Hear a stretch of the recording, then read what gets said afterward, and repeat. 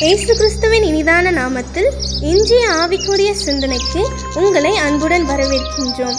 இப்போதும் ஒரு பாடலுக்கு பின்பு உங்கள் சிந்தையை தெளிவிக்கும் ஆவிக்குரிய செய்தியை கேட்கலாம்.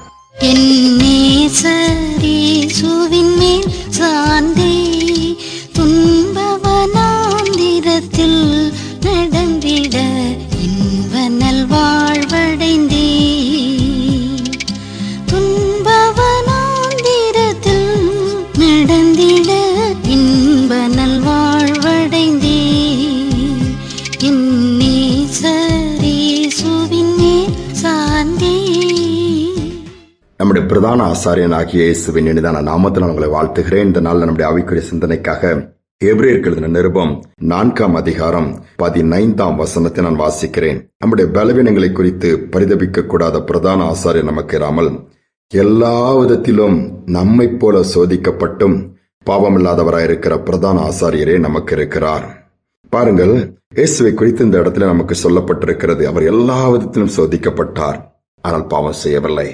எல்லா பாடுகள் அவருக்கு தெரியும், எல்லா வேதனைகள் அவருக்கு தெரியும், பாரங்கள் என்று சொன்னால் அவருக்கு தெரியும். அவைகளை சுமந்து இருக்கிறார்.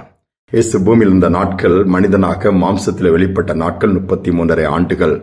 அந்த 33.5 ஆண்டுகளும் மனிதனுக்குரிய எல்லா சுவாபமும் அவருக்கு இருந்தது. வேதனை என்றால் தெரியும். என் சிலுவையில் தொங்கும் பொழுது கூட தாகம் அவருக்கு இருந்தது. அதோடு மட்டுமல்ல, சரீரம் முழுவதும் அடிக்கப்படும் போது வலி அவருக்கு இருந்தது. எல்லாருடைய துக்கங்களை அவர் சுமந்தார். லாசருவின் கல்லறைண்டை போகும் பொழுது அவர்கள் அழுகிறதை பார்த்து மனதுருக்கம் அவருக்கு இருந்தது. இயேசுவும் அழுதார். இயேசுவுக்கு எல்லாவித பாதைகளும் பாடுகளும் வேதனைகளும் நன்றாக தெரியும். அவருக்கு தெரியாது என்று நாம் சொல்ல முடியாது. வேதம் தெளிவாகத்தான் சொல்கிறார். அவர் பிரதான ஆசாரியர், அதுவும் மகா பிரதான ஆசாரியர். நம்மை போல பாடுகளை பட்டவர். கணேக நேரம் நம்மளால் பாரத்தை சுமக்க முடியவில்லை, நம்மளால் பாடுகளை ஏற்றுக்கொள்ள முடியவில்லை. நான் மட்டும்தான் கஷ்டப்படுகிறேன், என் பாடுகளை யார் சுமப்பார், என் பாடுகளை ஏற்றுக்கொள்ள யார் இருக்கிறான்னு சொல்லி நாம் அநேக நேரம் யோசிக்கிறோம். ஆண்டவருக்கு எங்க தெரிய போகுது என்று கஷ்டம் இல்லை. அவருக்கு எல்லாமே தெரியும். அவரால் முடியாது ஒன்றுமே இல்லை. எல்லா பாரங்களையும் அவர் ஏற்றுக்கொள்கிறவர், பாரத்தை சுமக்கிறவர், நம்முடைய பாடுகளை மாற்றி நம்மை தொடர்ந்து சந்தோஷப்படுத்தி நடத்துகிறவர். திராணிக்கு மேல் சோதிக்க மாட்டாராம். இயேசுவுக்கு தெரியும் நீங்கள் எவ்வளவு தாங்குவீர்கள், எவ்வளவு சகிப்பீர்கள் என்பது. தாங்கிட பலன் கொடுப்பார். தப்பிச் செல்லக்கூடிய வழியை கூட அவர் ஏற்படுத்தி கொடுப்பாராம். ஒரு ஸ்கூல் பையன் ஸ்கூலுக்கு போயிட்டு வந்த உடனே அவங்க வீட்டில் கிராமம் ஆடு மாடுலாம் உண்டு.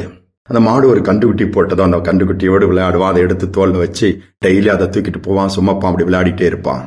இது கொஞ்ச நாள் மட்டும் இல்லாம காலேஜ் போகும்போது அந்த தொடர்ந்துகிட்டே இருந்துச்சு. ஆனா அந்த காலை நல்லா வளர ஆரம்பிச்சுது. ஆனா டெய்லி காலேஜ் போயிட்டு வந்தாலும் தூக்கி தோல்ல வச்சு கொஞ்ச நேரம் ஒரு ரவுண்ட் அடிப்பான், வருவான். அந்த காலை பெருசா பெரிய மாடானாலும் கூட இவன் அதே மாதிரி பண்ணிட்டே இருந்தான். ஒரு நாள் அவங்க ஊர்ல அவனுக்கு ஒரு சின்ன ஆசை வந்துச்சுதே, ஒரு சின்ன போட்டி வைக்கலாம, என்னுடைய காளையை யார் தோல் மேல தூக்குறாங்களோ அவங்களுக்கு ஒரு பிரயோஜனமான ஒரு பரிசு அனௌன்ஸ் பண்ணான். எல்லாரும் வந்தாங்க, நிறைய வாலிபர்கள் வந்தாங்க, திடகார்த்தமானவங்களாம் வந்தாங்க. எப்படி இந்த காலை இவ்வளவு பெரிய மாட்டை யார் தூக்க முடியும், என்ன இது ஜோக்கிங், ஒரு கேம் வச்சாலும் உனக்கு அது ஒரு அர்த்தத்தோடு செய்யக்கூடியதை வைக்க கூடாதுன்னா பல பரியாசம் பண்ணாங்க, கிண்டல் பண்ணாங்க. இப்ப கடைசியில் சொன்னாங்க, இவ்வளவு சொல்றிய, நீ தூக்கு பார்க்கலாம் அப்படின்னதும் இந்த பையன் என்ன பண்ணிட்டான், ஈஸியா அந்த வாலிபன் அந்த காளையை தோல் மேல தூக்கி வச்சுட்டு நடக்க ஆரம்பிச்சிட்டான். எல்லாருக்கும் ஆச்சரியம் ஆயிடுச்சு, எப்படி முடிந்தது இது அப்படின்னு சொல்லிட்டு. இவ்வளவு பெரிய வெயிட், இவ்வளவு பெரிய பாரமான அந்த மாட்டை எப்படி சுமக்க முடியுதுன்னு இறக்கி விட்டு சொன்னான்னா, ஒரே நாள்ல இது வரல, இதை நான் குட்டியில இருக்கும்போதே தூக்கி சுமந்து அது வளர வளர நானும் சுமந்து என்னுடைய சரீரம் அதை சுமக்கக்கூடிய பலனை பெற்றுக்குச்சு, அதனால என்னால் எளிதால் தூக்க முடியுது என்று சொல்லி கடந்து போனானா. யோசித்து பாருங்க, இதுல எவ்வளவு பெரிய உண்மை அடங்கி இருக்குது. நாம நினைக்கிறோம் நாம தான் கஷ்டப்படுறோம், வேற யாருக்கும் நம்ம கஷ்டம் தெரியாது. பொதுவா நிறைய பேர் சொல்லுவாங்க, ஆண்டவருக்கு கண்ணு இருக்குதா, மூக்கு இருக்குதா, அது இருக்குதான்னு சொல்லி நிறைய ஜெபத்துக்கு பதில் வரலன்னா ஏதோ முறுமுறுப்போம். அவருக்கு நான் ஜெபத்தெல்லாம் கேட்பாரா, அவருக்கு எங்க தெரியும்? நோ, அவருக்கு எல்லா பாடுகளும் தெரியும். அவர் பிறப்பிலே பிரச்சனை, அது மட்டும் இல்ல வளர்ப்புல பிரச்சனை, ஊழியத்துல பிரச்சனை, கடைத்துல சிலுவையில அரைந்து தொங்க விட்டாங்க. பாடுகளை தான் தொடங்கினாரு, பாடுகளோட தான் ஓட்டத்தை முடிச்சாரு. அவருக்கு எல்லாமே தெரியும். அதனால நம்முடைய பாரங்கள் பாடுகள் எல்லாவற்றையும் ஆண்டோட வைப்போம். தடுமாறுறோமா, தாங்கும் பலன் இல்லையா, நடக்க பலன் இல்லையா, தோல்ல தூக்கி போட்டு சமைப்பாரு. அவரால் முடியும். வேதமதை தான் சொல்லுகிறது, பிரதான நம்மை போல எல்லா விதத்திலும் பாடுகள் அனுபவித்தவர். நம்முடைய பாடுகளை ஏற்றுக்கொள்ள, தூக்கிவிட, அதை மாற்றுவதற்கு அவரால் முடியும். உங்களுடைய உள்ளத்தின் பாரங்கள் எல்லாத்தையும் அவர் அறிந்திருக்கிறாரு. ஆனால் சோர்ந்து போக வேண்டாம். கர்த்தர் மேல் பாரத்தை வைக்க கற்றுக்கொள்ளுவோம். புலம்போதை நிறுத்துவோம். உன்னதமான தேவன் நோக்கி பார்ப்போம். ஜெபிப்போம். எங்கள் அன்பின் பரலோக தகப்பனே, நீ பாரங்களை தாங்க முடியாம வாழ்க்கையை முடிச்சுக்கிற கூட்டம் ஏராளம்பா. எனக்கு இனி என்ன இருக்குது, என் வாழ்க்கை இப்படி ஆயிட்டேன்னு சொல்லி சோர்ந்து துவண்டு முடங்கி கிடக்கிற ஜனங்கள் எனக்கு ஏராளம். நம்முடைய பிள்ளைகளை நினைவு கூர்ந்து நீர் விசாரிக்கிறவராய், பரிந்து பேசுகிறவராய், எங்கள் பாரங்களை ஏற்றுக்கொள்கிறவராய், துக்கங்களை மாற்றுகிறவராய், எங்களை பலப்படுத்துகிறவராய் இருப்பதற்காய் ஸ்தோத்திரம். இதை அறிந்து கொள்ளக்கூடிய அந்த ஒரு உணர்வு, அப்படிப்பட்ட ஒரு ஞானத்தை நீர் எல்லாருக்கும் கட்டளையிடுவீராக.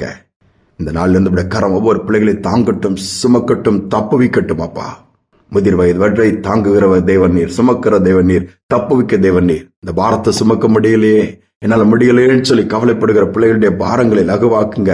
நீர் அந்த பிள்ளைகளுடைய பாரத்தை ஏற்றுக்கொண்டு தைரியப்படுத்துவீராக. செய்வதற்காய் ஸ்தோத்திரம். அந்த நாளில் நடத்துவதற்காய் ஸ்தோத்திரம். துதிகனமை ஏற்றுக்கொள்ளும் இயேசுவின் நாமத்தில் பிதாவே, ஆமேன், ஆமேன். துயரங்கள் எல்லாவற்றையும் தாங்கிட அவர் பலன் தருவார். துன்பங்களை தாங்குவதற்கும் பலன் தருவார். இயேசு போதுன்னு சொல்லி தொடர்ந்து முன்னேறி செல்லுங்கள். இந்த சிந்தனையோடு இந்த நாளை தொடருவோம். மீண்டும் நாளை தினம் சந்திப்போம். ராணிக்கு மேலாக சோதிக்கப்பட ஒரு நாளும் விடமாட்டா. ராணிக்கு மேலாக சோதிக்கப்பட ஒரு நாளும் விடமாட்டா. தாங்கிடும் பலன் தருவார், தப்பிச் செல்ல வழி செய்வார். நீ தப்பிச் செல்ல வழி செய்வார். கலங்கிடவே வேண்டாம், கலங்கிடவே வேண்டாம். இயேசு கைவிட மாட்டார், இயேசு கைவிட மாட்டார். உங்கள் துக்கம் சந்தோஷமாய் மாறும், உங்கள் கவலைகள் கண்ணீர் எல்லாம் மறைந்துவிடும்.